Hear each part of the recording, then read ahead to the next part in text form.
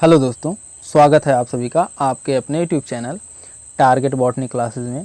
दोस्तों, इस वीडियो में हम लोग साइंस के क्वेश्चन का प्रैक्टिस करेंगे, ठीक है। और आपको बता दें कि इस साइंस के क्वेश्चन का प्रैक्टिस सेट नंबर 7 है। इससे पहले हम लोग 6 प्रैक्टिस सेट सॉल्व कर चुके हैं, जो कि बहुत ही इम्पोर्टेंट टॉपिक हैं, ठीक है। सभी के सभी जितने भी प्रैक्टिस सॉल्व हो चुके हैं वे बहुत ही इम्पोर्टेंट प्रैक्टिस सेट हैं, और आगे जो प्रैक्टिस सेट सॉल्व किए जाएंगे हम लोग जो मिल करके सॉल्व करेंगे वो भी बहुत ही इम्पोर्टेंट प्रैक्टिस सेट होगा, क्योंकि सभी के सभी ना प्रीवियस ईयर क्वेश्चन पेपर हैं भाई। सभी के सभी प्रीवियस ईयर क्वेश्चन पेपर को हम लोग सॉल्व करेंगे विथ डिटेल सॉल्यूशन के साथ, ओके। और आपको बता दें कि ये पेपर सेकंड वालों के लिए भाई, ये साइंस का प्रैक्टिस सेट जो है पेपर सेकंड वालों के लिए है।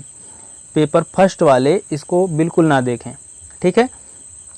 और आपको बता दें कि सीटेट 7 जुलाई 2024 के लिए बहुत ही इम्पोर्टेंट है, और उससे आगे के सीटेट मतलब 2024, 2025, 2026 मतलब उसके आगे जो भी सीटेट के एग्ज़ाम होंगे उसके लिए भी ये वीडियो बहुत ही इम्पोर्टेंट होने वाला है, क्योंकि इस वीडियो में हम लोग प्रीवियस ईयर क्वेश्चन पेपर को सॉल्व करेंगे, ठीक है। वो भी सॉल्यूशन के साथ, डिटेल सॉल्यूशन के साथ, ओके। तो चलिए देर ना करते हुए वीडियो को स्टार्ट करते हैं। एक बात और बता देना चाहते हैं आप लोगों से कि देखिए, हम लोग इजी से हार्ड की ओर जा रहे हैं, ठीक है। अब हम लोग बिल्कुल इजी से लेकर के अब धीरे धीरे हार्ड की तरफ, हार्ड प्रैक्टिस सेट की तरफ बढ़ते चले जा रहे हैं, ठीक है। हम लोग बहुत ही इजी क्वेश्चन हर सीटेट के प्रैक्टिस क्वेश्चन को सॉल्व किया, ठीक है। सीटेट में मतलब साइंस स्ट्रीम और आर्ट स्ट्रीम दो स्ट्रीम है ना, तो साइंस स्ट्रीम के भी इजी से इजी क्वेश्चन को सॉल्व किए हम लोगों ने। अब हार्ड की ओर बढ़ रहे हैं, ठीक है। हार्ड क्वेश्चन की ओर बढ़ रहे हैं। जैसे जैसे हम लोगों का प्रैक्टिस सेट बढ़ता जाएगा वैसे वैसे क्वेश्चन का प्रैक्टिस सेट भी हार्ड होता जाएगा, ठीक है। इजी आपको नहीं मिलने वाला है, और अब तो क्वेश्चन भी इजी बिल्कुल नहीं आने वाले हैं भाई। अच्छे अच्छे क्वेश्चन मिलते हैं देखने को एग्ज़ाम में सीटेट के, ठीक है। तो हम लोग इजी क्वेश्चन सॉल्व कर चुके हैं, अब धीरे धीरे हम लोग हार्ड क्वेश्चन की ओर बढ़ रहे हैं। और जितने भी क्वेश्चन हैं आप लोगों को फिर से बता दे रहे हैं कि सभी के सभी प्रीवियस ईयर क्वेश्चन पेपर हैं, और 2011 से लेकर 2024 तक के जितने भी सीटेट के एग्ज़ाम हुए हैं सभी के प्रीवियस ईयर क्वेश्चन पेपर आपके अपने YouTube channel target botany classes पर उपलब्ध है। आप लोग जी भर के प्रैक्टिस कीजिए, क्योंकि अगर आप लोगों ने पूरा प्रैक्टिस सेट सॉल्व कर लिया तो आपको एक भी बुक खरीदने की ज़रूरत नहीं होगी, ठीक है। आप प्रैक्टिस कर लीजिए, आपका पेपर पास है, ठीक है। देखिए लिखा है ना, लगा दो पूरा जोर 30 में 30 लाने के लिए। अगर आप लोगों ने पूरा प्रैक्टिस सेट हमारे साथ रह करके, जुड़ करके हमारे साथ पूरा प्रैक्टिस सेट सॉल्व कर लिए तो आपको पास होने से कोई नहीं रोक सकता, ओके। तो चलिए देखते हैं पहला क्वेश्चन। देखिए पहला क्वेश्चन है, मैं अपना एक कान स्टील की रेल पटरी पर रखता हूँ, ठीक है। अब ऑप्शन देखिए, मैं आने वाले ट्रेन की ध्वनि वायु की तुलना में रेल की पटरी द्वारा शीघ्र सुन लेता हूँ, ठीक है भाई, सुन लेते हो, अच्छी बात है। उसके बाद फिर देखिए, वायु की तुलना में ध्वनि स्टील में अधिक चाल से गमन करती है। और आगे देखिए, गैसों की तुलना में ध्वनि ठोसों में अधिक चाल से गमन करती है। उपरोक्त 3 कथनों में से यह पहचानिए कि इनमें से कौन से प्रेक्षण हैं और कौन से निष्कर्ष हैं, ठीक है। पहचानिए भाई, बताइए कौन सा ऑप्शन सही है। ऑप्शन नंबर बी सही है। ए प्रेक्षण है तथा बी और सी निष्कर्ष हैं, ठीक है। रेल की पटरी ठोस पदार्थ की बनी होती है, अतः ध्वनि को तीव्र गति से प्रवाहित करने में सहायक होती है। ध्वनि की चाल सबसे अधिक ठोस, फिर द्रव तथा सबसे कम वायु या गैस में होती है। ओके, आगे देखते हैं अगला क्वेश्चन। देखिए अगला क्वेश्चन है, निम्नलिखित में से कौन सी परिस्थिति शिक्षार्थियों को ज्ञान की खोज के लिए सर्वोत्तम अवसर प्रदान करती है? बताइए भाई, कौन सी परिस्थिति विद्यार्थियों को टीम शिक्षण द्वारा दैनिक उपयोग की सामग्रियों के विषय में शिक्षण दी जा रही है, या फिर विद्यार्थी भोजन के अवयव विषय पर प्रोग्राम इंस्ट्रक्शन के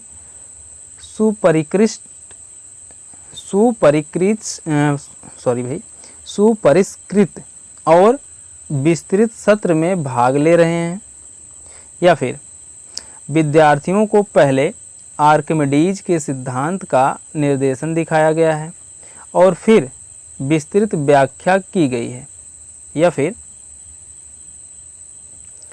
विद्यार्थी दी गई सामग्रियों को स्वयं बनाएं, बंद विद्युत परिपथ में रखकर उन पर चालक और अचालक यानी विद्युत रोधी के लेबल लगा रहे हैं।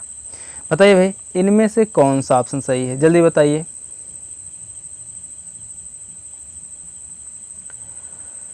जल्दी बताइए भाई।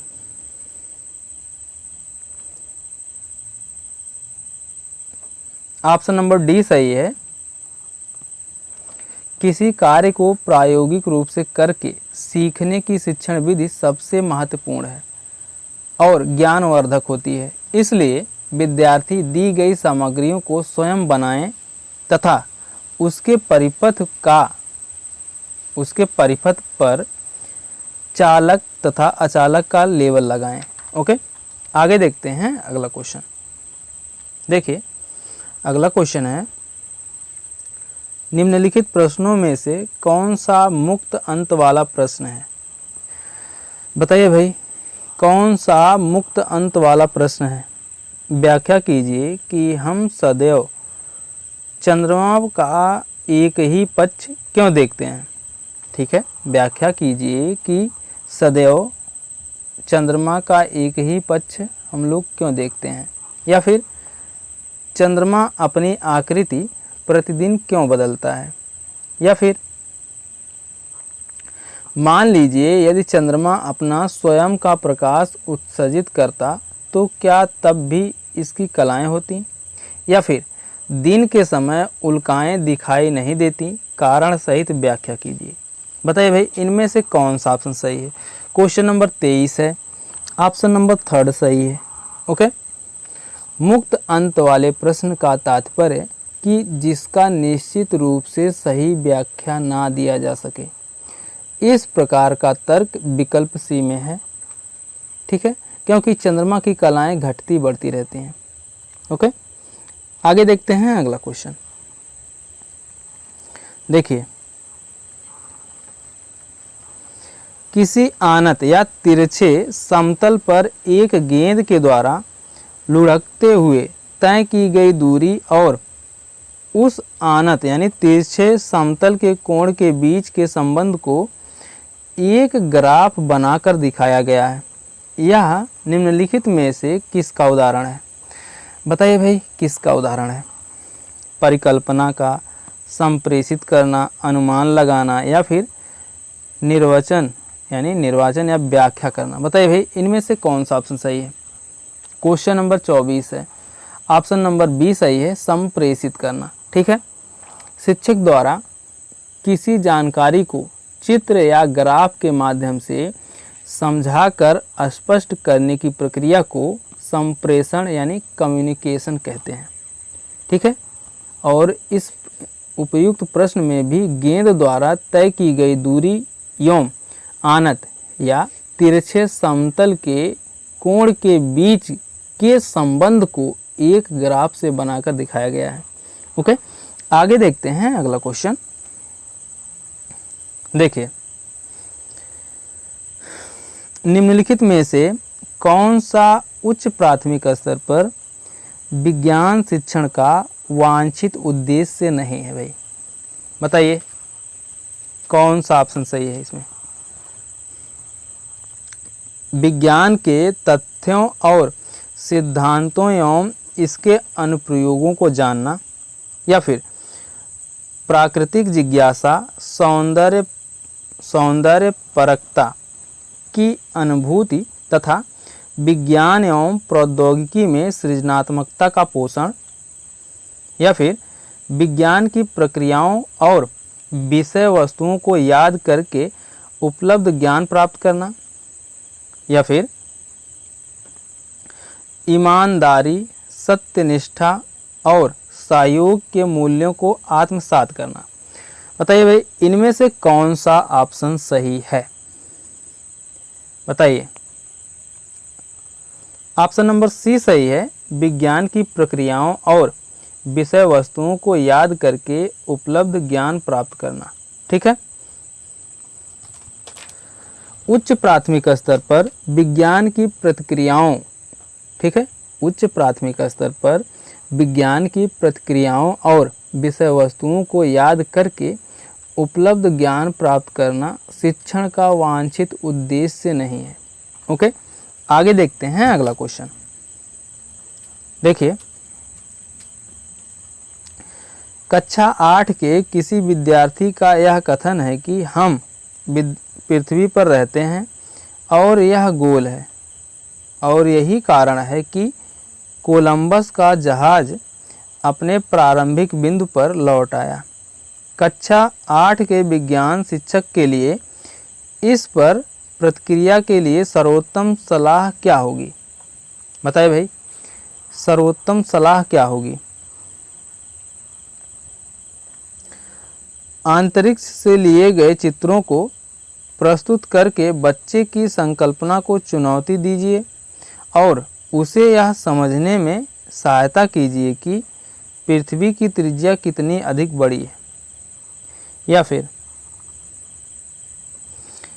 इस कथन का निराकरण करिए और बच्चे से कहिए कि पृथ्वी ग्लोब की भांति है और हम गोल पृथ्वी की सतह पर रहते हैं। और आगे देखिए, उसे यह स्पष्ट कीजिए कि यद्यपि पृथ्वी गेंद की भांति गोल है, परंतु यह तस्तरी यानी प्लेट की भांति वृत्ताकार प्रतीत होती है। या फिर इस कथन को स्वीकार कर लिया जाए क्योंकि यह बच्चे की संकल्पना को इंगित करता है जिसे आदर दिया जाना चाहिए। बताइए भाई इनमें से कौन सा ऑप्शन सही है? जल्दी बताइए। क्वेश्चन नंबर 126 है भाई, कौन सा ऑप्शन सही है? ऑप्शन नंबर बी सही है, इस कथन का निराकरण करिए और बच्चे से कहिए कि पृथ्वी ग्लोब की भांति है और हम गोल पृथ्वी की सतह पर रहते हैं। ठीक है, हम पृथ्वी पर रहते हैं और यह गोल है, और यही कारण है कि कोलंबस का जहाज अपने आरंभिक बिंदु पर लौट आया। विज्ञान के शिक्षक की प्रतिक्रिया यह होगी कि पृथ्वी ग्लोब की भांति गोल है। ओके, आगे देखते हैं अगला क्वेश्चन। देखिए, मानव नेत्र में सलाओं और शंकुओं के विषय में सही कथन का चयन कीजिए। सही कथन का चयन कीजिए भाई, क्या है? शंकु मंद प्रकाश के लिए सुग्राही होते हैं, सलाएं तीव्र प्रकाश के लिए सुग्राही होती हैं, या फिर शंकु तीव्र प्रकाश के लिए सुग्राही होती हैं, या सलाकाएं, ठीक है, सलाकाएं वर्णों यानी रंगों की अनुभूति कर सकती हैं। बताइए भाई इनमें से कौन सा ऑप्शन सही है? जल्दी बताइए।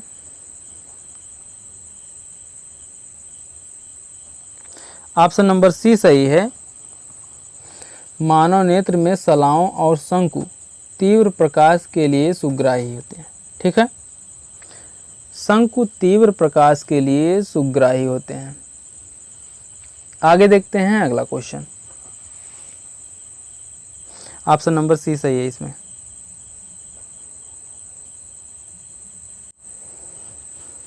देखिए, निम्नलिखित पदों पर विचार कीजिए। ठीक है, विचार करना है भाई पदों पर। बाढ़, भूस्खलन, सुनामी। बताइए भाई इनमें से कौन सा ऑप्शन सही है, जल्दी बताइए। ऑप्शन नंबर फर्स्ट सही है, बी डी ई, यानी भूस्खलन, सुनामी, बाढ़। ओके।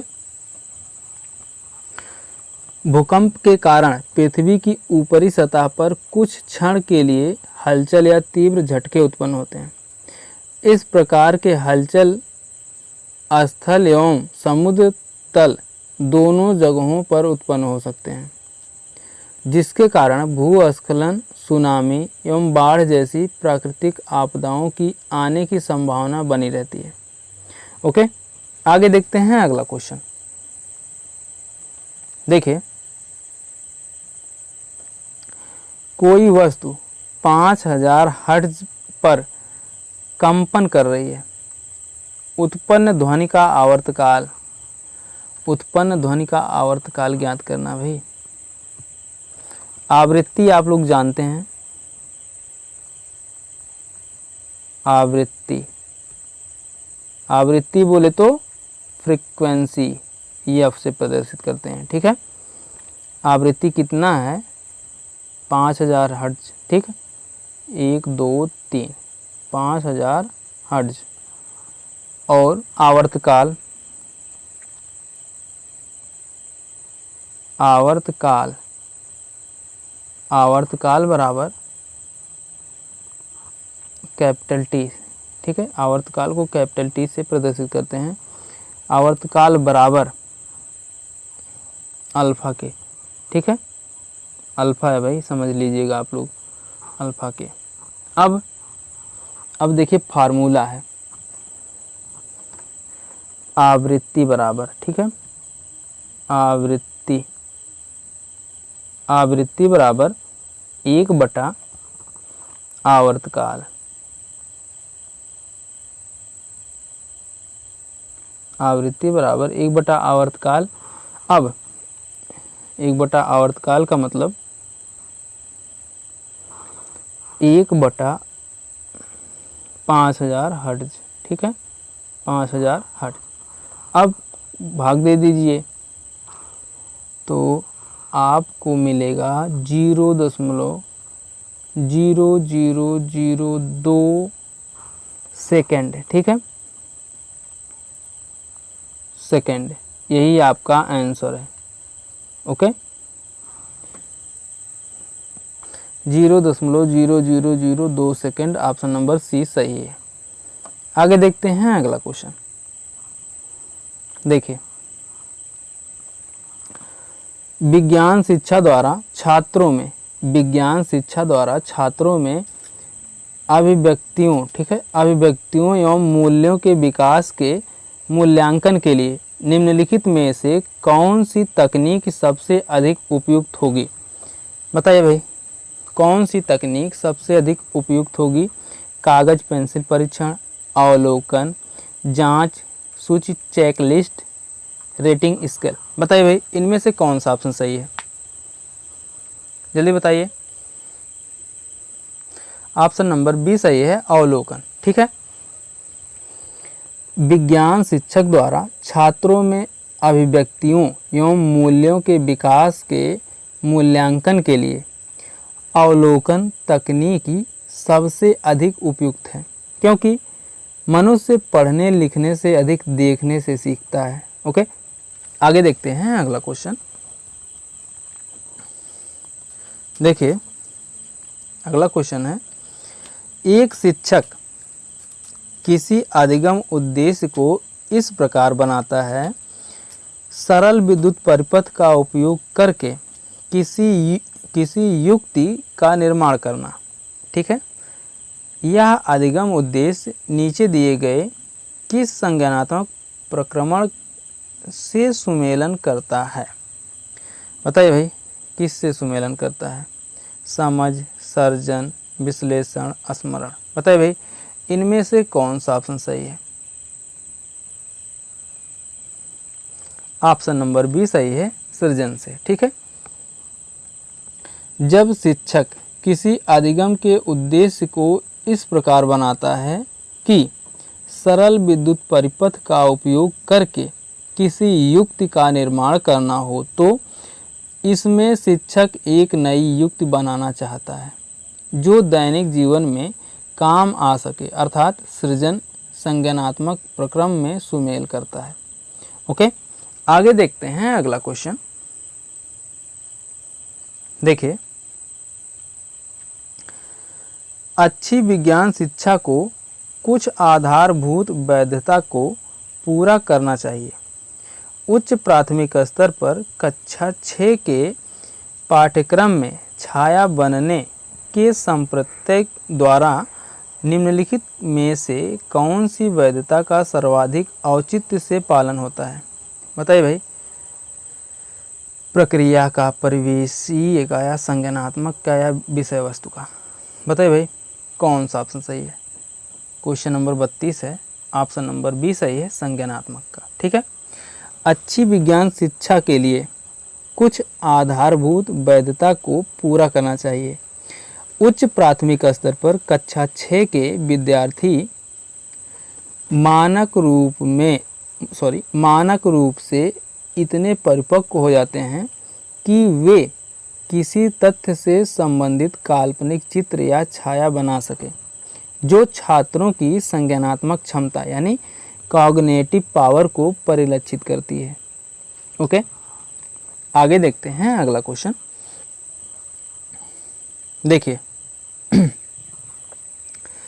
वैज्ञानिक ज्ञान के बारे में निम्नलिखित में से किस कथन से आप सहमत नहीं होंगे? बताइए भाई, किस कथन से आप सहमत नहीं होंगे? वैज्ञानिक ज्ञान निरपेक्ष, निश्चित और शाश्वत होता है। ठीक है भाई। वैज्ञानिक ज्ञान के विकास में कल्पना शक्ति और सृजनात्मकता सम्मिलित होती है। ठीक है। वैज्ञानिक ज्ञान सामाजिक एवं सांस्कृतिक रूप से अंतः स्थापित है। या फिर वैज्ञानिक ज्ञान सिद्धांतों से निकलता है। बताइए भाई, इनमें से कौन सा ऑप्शन सही है? जल्दी बताइए। ऑप्शन नंबर सी सही है, वैज्ञानिक ज्ञान सामाजिक एवं सांस्कृतिक रूप से अंतः स्थापित है। ओके, आगे देखते हैं अगला क्वेश्चन। देखिए, निम्नलिखित ग्रहों में से किसका अपना कोई उपग्रह नहीं है? बताइए भाई, किसका अपना कोई उपग्रह नहीं है? यूरेनस का, शुक्र का, मंगल का, बृहस्पति का? बताइए भाई, जल्दी बताइए, इनमें से कौन सा ऑप्शन सही है? शुक्र का। ठीक है। बुध तथा शुक्र के पास कोई भी उपग्रह नहीं है, जबकि बृहस्पति के पास सर्वाधिक 64 उपग्रह हैं। ठीक है। आगे देखते हैं अगला क्वेश्चन। देखिए, क्वेश्चन है, कोई बस अपनी यात्रा की पहली 10 किलोमीटर दूरी 40 किलोमीटर प्रति घंटा की औसत चाल से तथा शेष 45 किलोमीटर की दूरी 60 किलोमीटर प्रति घंटा की औसत चाल से तय करती है। बस की संपूर्ण यात्रा की औसत चाल है। क्या भाई? बस की संपूर्ण यात्रा की औसत चाल क्या है भाई? बताइए। इसको सॉल्व करना पड़ेगा भाई, ऐसे थोड़ी पता चलेगा कौन सा ऑप्शन सही है। चलिए सॉल्व करते हैं पहले। देखिए, ओहो क्या ही बताएं भाई, स्पेस ही नहीं छूटा है। चलिए देखते हैं। देखिए, समय बराबर क्या होता है? समय बराबर, आप लोग नोट करते हुए चलिएगा, ठीक है। समय बराबर दूरी बटा चाल, ठीक है। समय बराबर दूरी बटा चाल, ओके। और 10 किलोमीटर चलने में लगा समय, ठीक है, 10 किलोमीटर चलने में लगा समय बराबर, यानी T1 ना, 10 किलोमीटर चलने में लगा समय बराबर, यानी T1 बराबर कितना हो जाएगा, 10/40, 10 का नम 10, 10 चौक 40 बराबर 1/4, ठीक है। T1 बराबर 1/4 घंटा आ गया, ठीक है। T1 बराबर निकल गया। अब देखिए शेष 45 किलोमीटर दूरी चलने में लगा समय, शेष 45 किलोमीटर, एक मिनट भाई, दूरी चलने में लगा समय T2 बराबर, ठीक है, T2 बराबर कितना है भाई, 45/60 है ना, 45/60, तो इसको भी काट दीजिए, 15 तियाँ 45, 15 चौका 60, यानी 3/4, ओके, 3/4 घंटा है भाई, 3/4 घंटा। अब औसत चाल देखिए,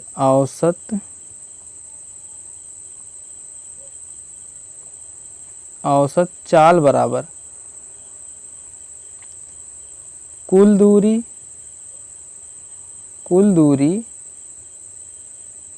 अपान कुल समय, ठीक है, कुल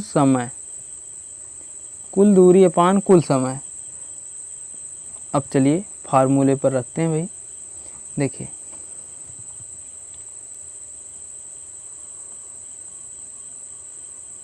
औसत चाल बराबर, ठीक है, औसत चाल बराबर 10 + 45, ठीक है। चाल पूछा ना, तो 10 किलोमीटर और 60 किलोमीटर,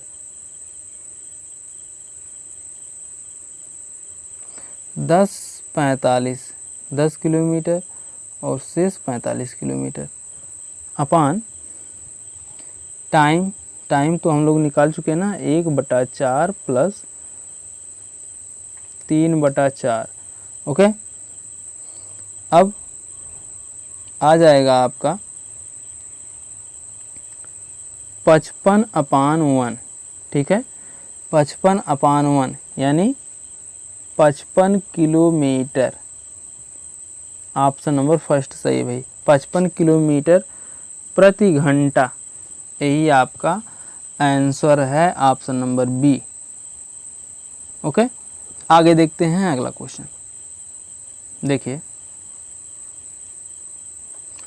निम्नलिखित में से किसमें मानव उत्सर्जन तंत्र में मूत्र के मार्ग को सही क्रम में दर्शाया गया है, बताइए भाई, किसको सही क्रम में दर्शाया गया है, जल्दी बताइए। देखिए वृक्क, मूत्रवाहिनी, मूत्राशय, मूत्र मार्ग, ओके, ऑप्शन नंबर बी सही है भाई। आगे देखते हैं अगला क्वेश्चन, देखिए अगला क्वेश्चन है, कभी कभी शारीरिक कार्य करने के पश्चात हमारी पेशियों में क्रैम्प आते हैं, यानी मरोड़ खिंचाव उत्पन्न हो जाते हैं, ऐसा होने का कारण है क्या है भाई, ग्लूकोज का पायरुवेट में परिवर्तित ना होना, या फिर पायरुवेट का अल्कोहल में परिवर्तित ना होना, या फिर ग्लूकोज का लैक्टिक अम्ल में परिवर्तित ना होना, या फिर पायरुवेट का लैक्टिक अम्ल में परिवर्तित ना होना। बताइए भाई, इनमें से कौन सा ऑप्शन सही है, ऑप्शन नंबर डी सही है, पायरुवेट का लैक्टिक अम्ल में परिवर्तित होना।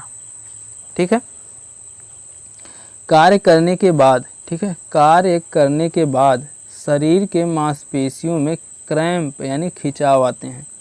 उनका प्रमुख कारण पायरुवेट का लैक्टिक अम्ल में परिवर्तित होना है। यह थायराइड के कारण भी होता है। ठीक है, यह थायराइड के कारण भी होता है। आगे देखते हैं अगला क्वेश्चन। देखिए,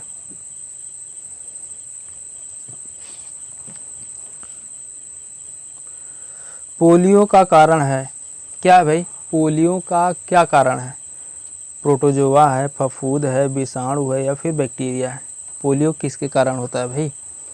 पोलियो वायरस के कारण होता है। ओके, पोलियो एक विषाणु के कारण होता है या वायरस के कारण होता है? दुनिया में पोलियो का इलाज करने के लिए वैक्सीन का प्रयोग किया जा रहा है। ओके, आगे देखते हैं अगला क्वेश्चन। देखिए, निम्नलिखित में से मानव पाचन तंत्र के भागों के संयोजन का वह कौन सा समुच्चय है जो कोई पाचन कार्य नहीं करता? ग्रसिका, बृहदान्त्र, मलाशय। ठीक है, ऑप्शन नंबर फर्स्ट ही सही हो गया भाई, और बाकी के ऑप्शन पढ़े ही क्यों?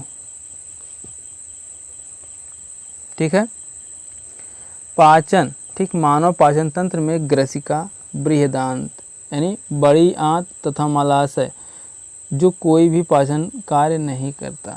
ठीक है, आगे देखते हैं अगला क्वेश्चन।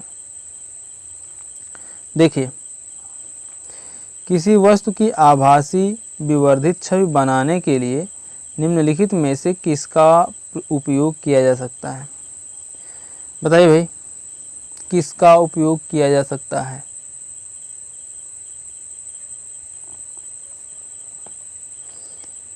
उत्तल दर्पण, अवतल दर्पण दोनों का, केवल उत्तल लेंस, अवतल दर्पण और उत्तल लेंस दोनों का? ऑप्शन नंबर सी सही है भाई, ऑप्शन नंबर सी सही है। आभासी और विवर्धित छवि बनाने के लिए अवतल दर्पण और उत्तल लेंस दोनों का उपयोग किया जाता है, क्योंकि दोनों वस्तु की आभासी एवं विवर्धित छवि बनाते हैं। लेकिन वस्तु फोकस और अवतल दर्पण या उत्तल लेंस के ध्रुव के बीच रखी हो। ओके, आगे देखते हैं अगला क्वेश्चन। देखिए, निम्नलिखित जंतुओं में से रोमंथी यानी रोमिनेंट जंतुओं का समुच्चय है? भैंस, गाय, हिरन। पहला ही ऑप्शन सही हो गया भाई, और बाकी पढ़ने की ज़रूरत ही नहीं है। ठीक है, जुगाली करने वाले जंतु को रोमंथी यानी रोमिनेंट कहते हैं। ठीक है, जुगाली करने वाले जंतु को रोमिनेंट कहते हैं।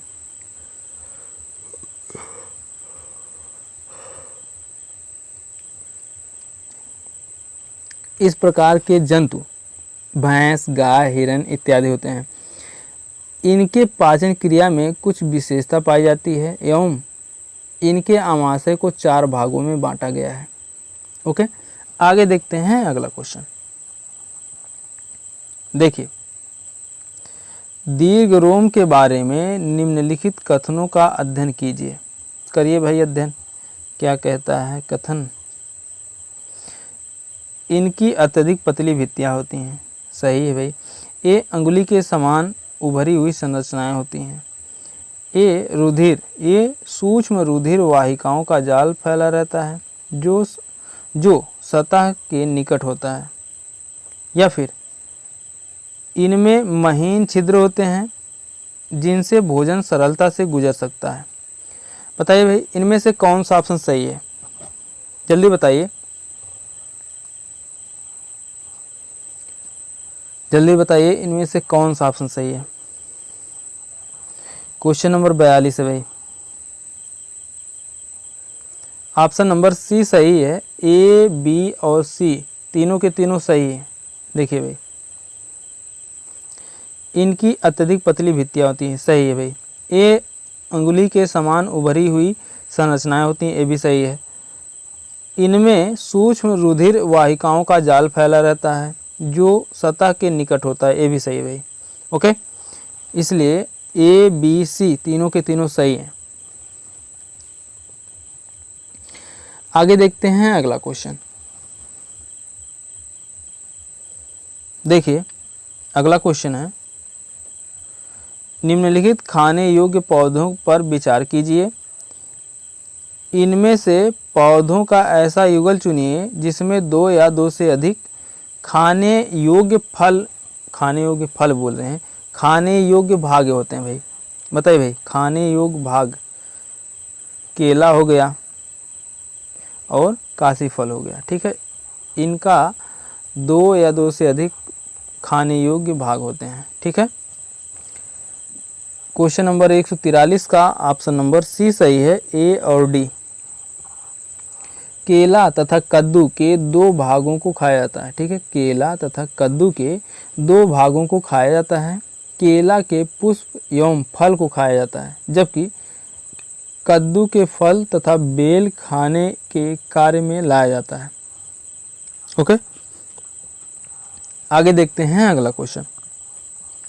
देखिए अगला क्वेश्चन है, कोई 6 किलोग्राम द्रव्यमान का पिंड किसी घर्षण रहित क्षैतिज पृष्ठ पर 3 किलोमीटर प्रति सेकंड, ठीक है, 3 किलोमीटर प्रति सेकंड की एक समान चाल से फिसल रहा है।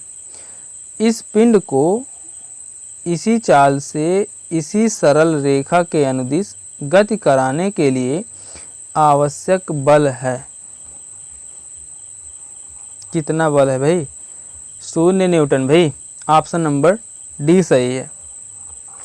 न्यूटन के गति के प्रथम नियम के अनुसार जब वस्तु नियत वेग से क्षैतिज तल पर गति करती है तो उस पर कोई बाह्य बल कार्य नहीं करता, अतः सरल रेखा के अनुदिश कार्य करने वाला बल 0 होगा। ओके, आगे देखते हैं अगला क्वेश्चन। देखिए, जिस तालाब से जल में टैडपोल वृद्धि कर रहे हैं, उस जल में निम्नलिखित में से किस तत्व की पर्याप्त मात्रा उपलब्ध होनी चाहिए? बताइए भाई, किस तत्व की? ऑक्सीजन की, नाइट्रोजन की, आयोडीन की, क्लोरीन की? बताइए भाई, कौन सा ऑप्शन सही है?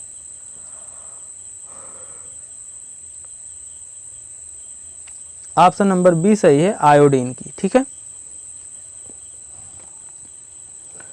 थायराइड ग्रंथि के उचित रूप से क्रियाशीलता के लिए आयोडीन की एक निश्चित मात्रा की आवश्यकता होती है, अतः कायांतरण हेतु टैडपोल यानी मेढक के बच्चे के वृद्धि के लिए आयोडीन युक्त जल आवश्यक है।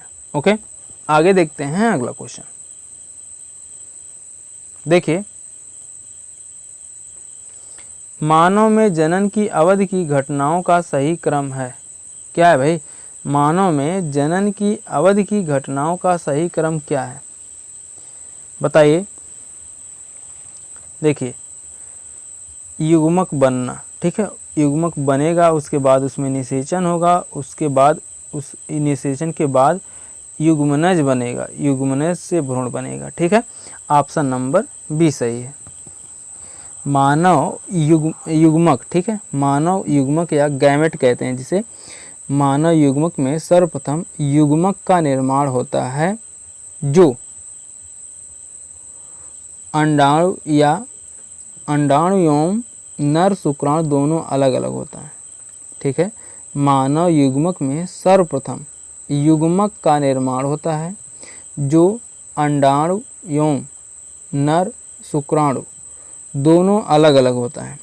इसके बाद निषेचन होता है एवं अंडाणु और शुक्राणु का संलयन होता है, जिसके फलस्वरूप युग्मनज का निर्माण होता है और युग्मनज से जाइगोट वृद्धि से भ्रूण का निर्माण होता है।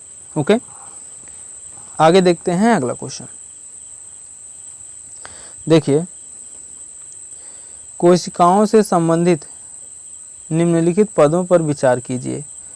क्रोमोसोम गुणसूत्र है, जीन, न्यूक्लियोलस, राइबोसोम। बताइए भाई, इनमें से कौन सा ऑप्शन सही है? ए बी सी, ठीक है, ऑप्शन नंबर सी सही है। क्रोमोसोम, जीन एवं केंद्रिका आदि कोशिका के केंद्रक के भाग हैं। ओके, आगे देखते हैं अगला क्वेश्चन। देखिए, टार्टरिक अम्ल पाया जाता है, किसमें पाया जाता है भाई? नींबू में, कच्चे आम में, ए बी दोनों में, या सी डी दोनों में? बताइए भाई, इनमें से, या फिर आंवला में, अंगूर में? बताइए किस में पाया जाता है टार्टरिक अम्ल? किस में पाया जाता है?